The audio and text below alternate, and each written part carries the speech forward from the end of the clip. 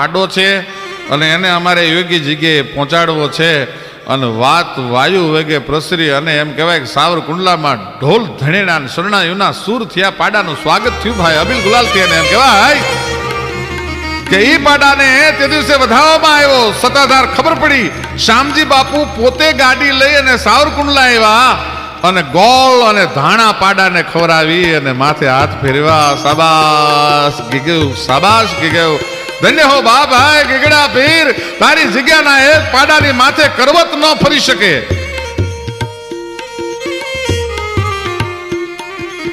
શામજી બાપુ ઈ પાડાને પરત જગ્યામાં લાવ્યા, કુમકુમથી એને વધાવ્યો. ભીમ બાપુએ એને ફુલહાર કર્યા. ભાવિકોની ભીડ મંડી જામમાં દર્શન કરવા માટે. ભાઈ સત્તાધારની જગ્યાનું સત એવું છે કે લોકો તો બાપુના દર્શન કરે, સમાધિના દર્શન કરે, રણોજાવાળા રામદેવની આરતીના દર્શન કરે અને એ વખતે આ પાડા પીરના પણ દર્શન કરે. જે જગ્યાનું પશુ પણ પીરાય પ્રાપ્ત કરી શકે એનું નામ સત્તાધાર કહેવાય.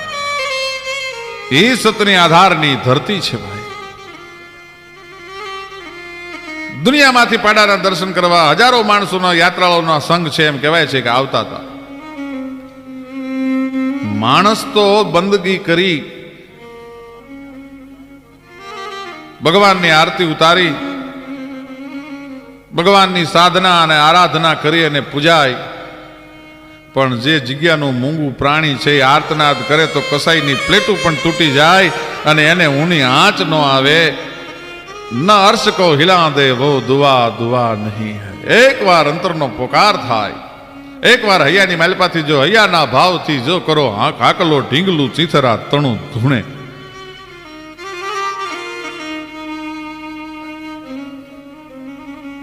એ ગયાંદ કે ગાંઠ સે ગાંઠ ગીરો. ટીટોલાના બચડા એમ કહેવાય છે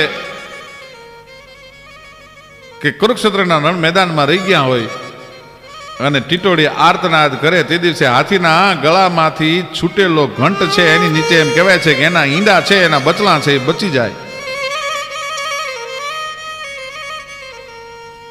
એવા તો અનેક પ્રસંગો છે. જૂડ જે દિવસે પોકાર કરે તે દિવસે એમ કહેવાય છે કે હાથી ને જૂડના સંકટમાંથી પણ પરમાત્માએ છોડાવવાના દાખલા છે.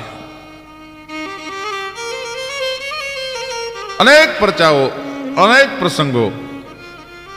પણ માણસના હૈયામાં જો શ્રદ્ધા હોય, માણસના આપણે મારી અને તમારી આજના સમાજની પરિસ્થિતિ એવી છે કે લંકાની ધૂળ પગમાં અને અવધ સુધી જવું છે અને શંકાનો લઈને નકશો પાછા શ્રદ્ધા સુધી જવું છે. બે કેડા જુદા છે. સજીભાઈ, મારા જીવનનો પોતાનો એક પ્રસંગ હું કહું. હું એ વખતે વિદ્યાર્થી અવસ્થામાં અને મારે સત્તાધાર શામજી બાપુના દર્શન માટે જવું એવું મેં નક્કી કરેલું. હું દર્શન કરવા માટે ગયો. મને એમ કે શામજી બાપુ છે એનામાં એવી ત્રેવડ છે, એ અંતર્યામીપણું છે. સંતના સાચા લક્ષણમાં એક અંતર્યામીપણું આવી જાય તો મને હું ગઢવી છું. તે દિવસે આપણે કોઈ કલાકાર કે કોઈ નામના આવું કાંઈ નહીં. બાપુ મને ઓળખી જાય કે હું ગઢવી છું. લાઈનમાં બધા દર્શન કરવા માટે જતા હતા, હું પણ દર્શન કરવા માટે ગયો. એટલે મારો વારો દર્શન કરવાનો આવ્યો એટલે મેં ખીચામાંથી 50ની નોટ કાઢીને બાપુના ચરણોમાં મૂકી. એટલે શામજી બાપુએ મારા બે હાથ પકડી લીધા. હા હા હા કવિ, બાપ દેવી પુત્ર, તારા રૂપિયા લઈ અને અમને પાપમાં પાડમાં બેહી જા, અહીંયા બેહી જા.